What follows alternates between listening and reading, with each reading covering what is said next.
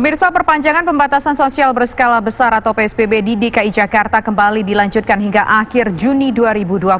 Lalu bagaimana nasib dunia pendidikan setelah sekolah dilakukan secara daring sejak 3 bulan lalu? Bagaimana pula waktu lama di rumah berpengaruh pada psikologis anak didik?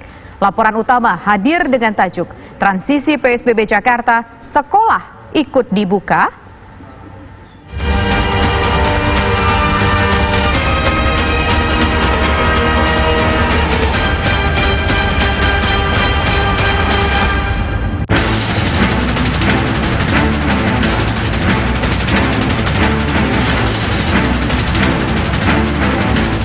Tahun ajaran baru memang dimulai tanggal 13, tapi itu adalah kalender akademik, bukan berarti kegiatan belajar di sekolah.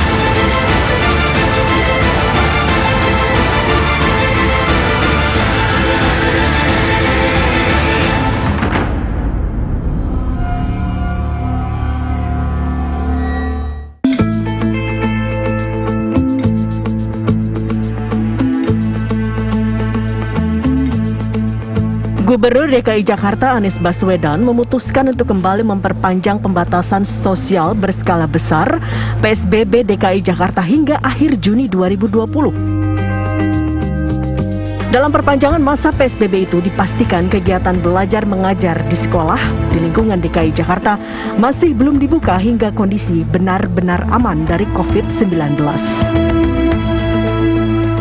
Kegiatan belajar tetap dilanjutkan di rumah termasuk tahun ajaran baru pada 13 Juli mendatang dilakukan di rumah hingga kondisi benar-benar aman dari virus corona. Terkait dengan pendidikan,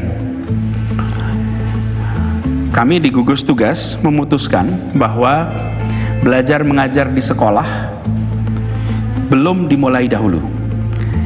Tidak akan dimulai sampai kondisinya aman. Jadi bila kondisi masih belum dianggap aman, maka kegiatan belajar mengajar masih belum kita lakukan. Ini catatannya, tahun ajaran baru memang dimulai tanggal 13, tapi itu adalah kalender akademik, bukan berarti kegiatan belajar di sekolah. Jadi tanggal 13 Juli bisa jadi kita masih tetap belajar di rumah. Karena itu jangan sampai ada yang menganggap tahun ajaran itu sama dengan belajar di sekolah. Ini dua hal yang berbeda. Karena siklus tahun ajaran itu terkait dengan kegiatan belajar mengajar baik di rumah maupun di sekolah. Sebelumnya, Federasi Serikat Guru Indonesia meragukan keamanan siswa dan guru bila sekolah dibuka kembali dalam waktu dekat. Federasi Serikat Guru Indonesia menganjurkan tetap belajar secara daring atau online pada tahun ajaran baru nanti. Itu salah satu fungsi dari sekolah yang untuk melakukan interaksi sosial antara satu siswa dengan siswa lainnya, kemudian interaksi siswa dengan dirinya. Ini memang menjadi fungsi sekolah ya, tapi bukan berarti dengan pembelajaran tanpa tatap muka di depan kelas juga interaksi itu tidak terjadi. Kalau kita boleh melihat bahwa sebenarnya kan selama masa pandemi ini kan anak-anak lebih banyak di rumah gitu ya, dan interaksi tidak terjadi misalnya dengan orang tua, kemudian dengan tetangga sekitar dan teman-teman permainan di lingkungannya, itu sebenarnya interaksi itu tidak terjadi gitu. Jadi walaupun memang dominannya ada kejenuhan ya dari anak-anak ketika pembelajaran ini dilakukan secara daring. Mereka jenuh dan mereka ada kerinduan untuk ketemu dengan teman-temannya di sekolah, itu memang pasti gitu. Dan kami kira solusinya itu, bahwa tahun ajaran baru sudah dimulai, kami oke, tapi kemudian melakukan pembelajarannya ya harus dalam jaringan, tetap daring gitu ya, secara online. Daring? Iya, tetap daring secara online gitu, dengan beberapa evaluasi, beberapa perbaikan, dan beberapa catatan gitu. Artinya tahun ajaran baru kita lakukan, tidak ada penundaan begitu, tapi metodologinya tetap dengan daring. Iya, seperti itu. Pemerintah hingga kini pun masih mencari rumus terbaik untuk bisa memastikan siswa didik bisa tetap menjalankan pendidikan dengan baik. Sekolah dengan sistem daring hingga kini dinilai menjadi salah satu solusi yang tepat. Salah satu opsi ya meskipun tentu saja tatap muka secara langsung itu menjadi sangat penting juga, terutama ketika pelajaran-pelajaran yang harus ada praktikumnya. Jadi harus ada kegiatan fisik yang sifatnya praktek begitu.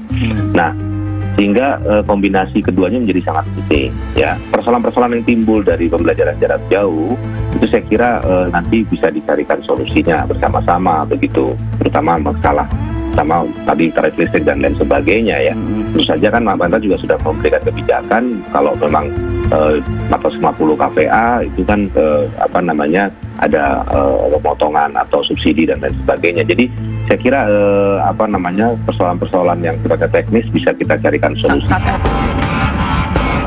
Lalu apa tanggapan orang tua murid atas masa sekolah dari rumah yang diperpanjang?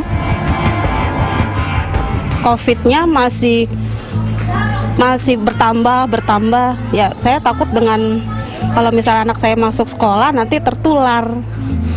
Ya lebih baik ya di rumah saja dah. Anak terlalu lama di rumah juga nggak bagus juga ya. Karena dia juga kangen sama gurunya, pengen ketemu teman-temannya, juga mau bermain, pas kasarnya gitu. Di rumah juga dia kan pastinya boring ataupun ngendap di rumah, maksudnya nggak kemana-mana gitu loh. Bagaimana sebenarnya sekolah secara online mempengaruhi psikis para siswa? Apa pula yang harus dilakukan orang tua di rumah agar anak tetap bisa menuntut ilmu meskipun harus berada di rumah demi kesehatan mereka? Ya, memang butuh waktu ya, butuh proses ya, karena memang perubahan yang harus kita hadapi, perubahan yang harus kita jalani ini sifatnya instan ya. Instan dalam arti segala sesuatu itu berubah dalam hitungan hari, hitungan bulan gitu. Dan kita harus mengubah kebiasaan-kebiasaan yang dulunya kita jalani kemudian menjadi perubahan-perubahan yang tidak biasa, terutama untuk anak-anak. Nah, pertanyaannya apakah bisa anak-anak TK, anak-anak SD diajarkan untuk menerapkan protokol kesehatan? Memang membutuhkan waktu ya. Ini anak-anak juga perlu pengetahuan, perlu juga adaptasi yang akan jadi kebiasaan baru untuk anak-anak. Kemudian lagi pihak sekolah juga gitu, apakah sudah siap, guru-guru juga apakah sudah siap gitu. Yang kebiasaan-kebiasaan yang sebelumnya ada itu seperti adanya area bermain di sekolah. Anak-anak kan berpikir ketika datang ke sekolah bukan hanya untuk belajar tapi juga buat bermain, bertemu teman-temannya. Nah, ini memang harus kita perlu ingatkan bahwa ketika datang ke sekolah akan ada jarak-jarak yang harus diterapkan oleh anak-anak. Yang tadinya anak-anak bisa duduk sebangku dengan temannya, bersenda gurau, bermain bersama, mungkin akan ada jarak yang harus diikuti oleh anak. Nah, ini memang nggak mudah. Perpanjangan PSBB dalam medio keempat ini merupakan masa transisi menuju normal baru yang akan segera dijelang. Bila sekolah akhirnya kembali dibuka dengan mekanisme baru, apa pula yang harus dipersiapkan orang tua dan pihak sekolah? Yang pertama untuk orang tua mungkin ya perlu sekali mengingat bahwa perubahan yang terjadi dalam kehidupan ini pasti ada ya, baik sifatnya instan ataupun secara perlahan. Nah, kita dihadapkan dengan situasi di mana kita harus beradaptasi secara instan ya.